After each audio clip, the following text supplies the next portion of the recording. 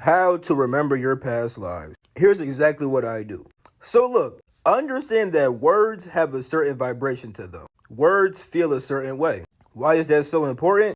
Because you're going to remember your past lives based off the feeling. Humans remember shit mainly off the feeling and the sensory engagement that we have with that event. If you just hear some shit, it's not the same as feeling some shit and actually being engaged in that shit. Now here's the thing, right? Think about a place you already been in real life. An example is that I've been to New York. New York feels a certain way. When I think about New York, I feel it inside myself. And then guess what? The memories of me being in New York actually start popping up. It literally feels like I've been inside New York.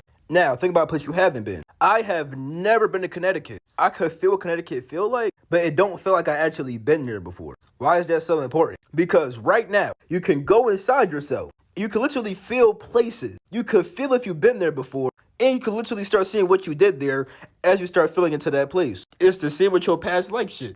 If you've been to Lyra, you might feel a certain draw to Lyra.